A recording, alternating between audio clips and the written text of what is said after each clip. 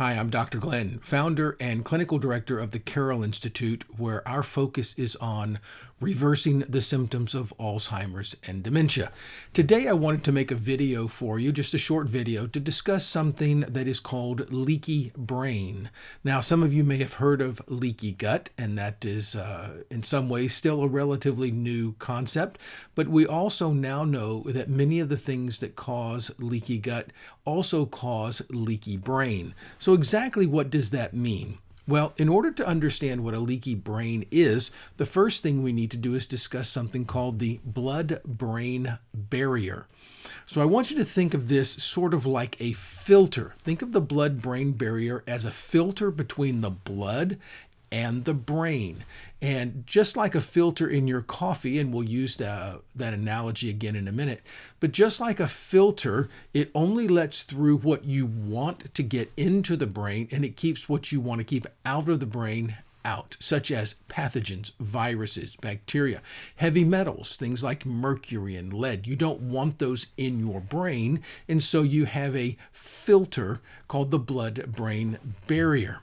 The purpose of the blood-brain barrier is to protect against circulating toxins, things in the blood, pathogens that can cause brain infections, while at the same time you want to allow the vital nutrients and oxygen and things like that to reach the brain. So what is leaky brain? Well, leaky brain is when the blood-brain barrier is punctured, ruptured, or loosened, something like that, and things like heavy metals, toxins, molds, funguses, and chemicals, they can then get into your brain. Leaky brain can cause brain fog, depression, anxiety, and many other neurodegenerative diseases, including dementia, Alzheimer's, and Parkinson's disease. Leaky gut is similar to leaky brain. And so let's kind of use it as an analogy. And quite often what we see is that if somebody has a leaky gut, there is a good probability that they also have a leaky brain. Leaky gut, or more scientifically called intestinal permeability, is a condition in which the lining of the small intestine becomes damaged, causing undigested food particles, toxic waste products, other things to leak through the intestines and flood into the blood. Now, if they get from the intestine into the blood, then they can run the risk of getting from the blood into your brain. So think of it like a coffee filter. If your filter has good integrity, then the coffee grounds don't get into the coffee. Only what you want in the pot gets into the pot. Everything else is kept back. Let's look at just a quick little video or animation here that will show you. What you can see is that these pink things with the fingers on them, those are cells, and the cells should be tight enough that anything that you don't want to go through can't get through. And so you only have selective permeability, only allowing things through that are what you want through. Now, let me show you exactly what a damaged barrier looks like. Now, what we have here are three microscopic pictures of intestinal tissue after it's been exposed to glyphosate. Now, glyphosate, that's the active ingredient in Roundup, and this is not about Roundup. It's about things that damage the barrier, and Roundup is one of the things that can damage the gut lining and the blood-brain barrier. If you look at the picture on the left, it says that's 2 minutes after exposure to glyphosate, and you can see that all of the cells are still close together. The cell walls are the green-yellow lines. The purple bits are the nucleus of the cells. 10 minutes after exposure to glyphosate, you can see in the middle slide that it begins to become disorganized. And you can see in the third slide, slide C, that's 16 minutes after exposure to Roundup or glyphosate. You can see now that the cells have broken down. And if you see that large, dark, black area in the middle where there are no yellow-green lines, that's a hole in the intestinal lining. The same thing can happen in your brain. We don't want this. So here are some symptoms of leaky brain and also leaky gut. Mental fog. That's one of the earliest symptoms. Mental fatigue as well. Now, what's the difference? Well, mental fog, that's when your brain is not working as well as it ought to.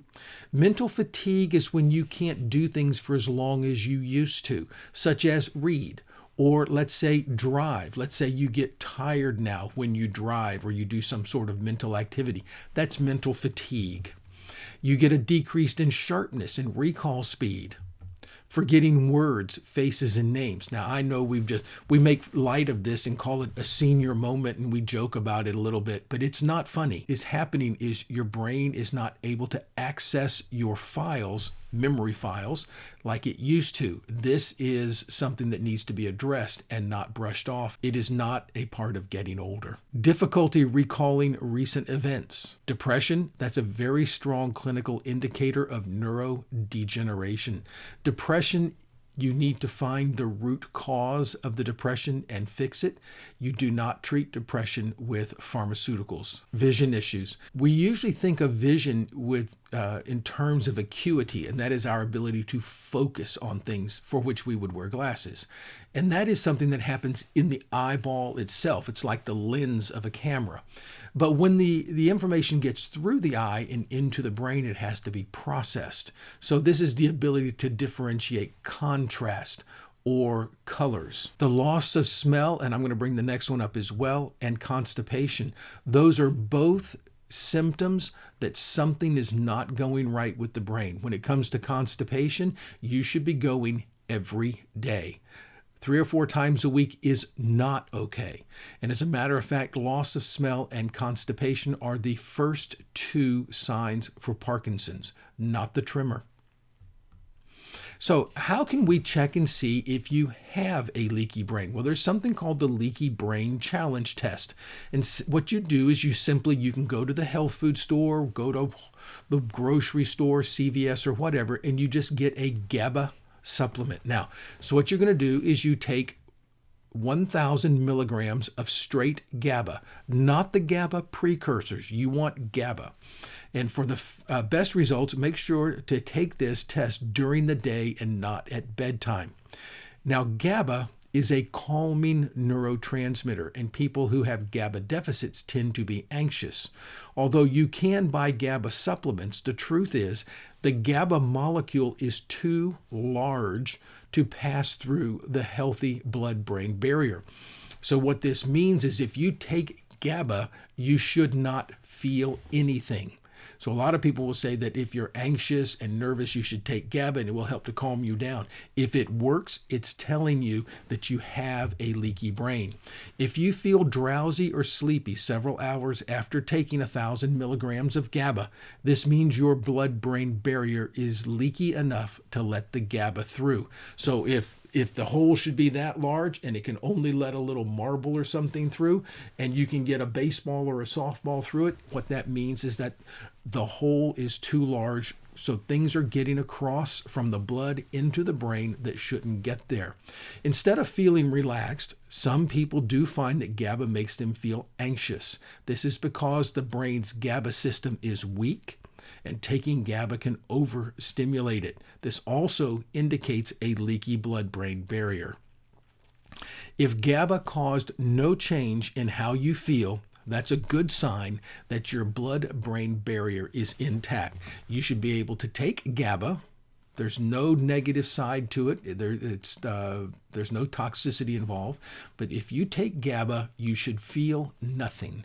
If you can feel the effect of it in any way, it's telling you that the molecule got across and therefore the blood-brain barrier is breached. Now, what causes leaky brain? Well, a study shows that these are some of the things that can cause it. Unstable blood sugar, such as high blood sugar or diabetes. As a matter of fact, diabetes is one of the major pre-existing conditions that predisposes you to Alzheimer's and dementia. Gluten. Gluten will damage the intestinal lining, causing the release of chemicals that break down the barrier, such as zonulin. And if you break down the barrier in the intestine, those chemicals get into the blood and they will break down the blood-brain barrier. Chronic stress will do it. chronic inflammation. So inflammation comes from a lot of things, but especially high carbohydrate foods. Poor gut health. This brings up something, and we'll mention it again, but you have a bacterial colony that lives in your gut, and anything that disrupts that colony can lead to potential problems in other places. As a matter of fact, you should not take an antibiotic unless it is absolutely necessary. And we'll talk about that again in just a moment. Autoimmunity can do it. Excessive alcohol consumption. Anything more than 2 servings per day, and you're exceeding your body's ability to deal with alcohol. Couple glasses of wine are fine. A cocktail and a glass of wine are fine, but anything beyond that, and you're exceeding your body's ability. A major thing is sleep deprivation. Sleep is one of the most important things that you can do for the health of your brain and your immune system. So repairing a leaky brain and leaky gut, first thing you have to do is take care of your gut health. So this is where probiotics and things come in. You should avoid antibiotics unless absolutely necessary. You should try going gluten-free. Gluten is a byproduct of wheat, barley, and rye, and those grains are high in carbohydrates and very inflammatory. Remove any food intolerances. If you're intolerant to, say, dairy or tomatoes or something like that, take them out of your diet and pull them out, because they will cause an inflammatory process. You need to manage blood sugar levels, and a great way to do this is by adopting a low-carb diet, such as a keto diet. Keto diet is a great way to eat for your brain. You want to make sure that you're getting adequate levels of vitamin D. Your vitamin D level should be well above 50. You want to manage inflammation and autoimmunity. Keep things that are inflammatory down, such as carbohydrates. Again, limit your alcohol. Also, drinking coffee and tea is actually very good for the brain. There are things in coffee and tea called flavonoids, and they are anti-inflammatory. Make sure your magnesium levels are good. Get 7 to 8 hours of good quality sleep every night. And something else, don't keep your cell phone near your head or by your bed in the night.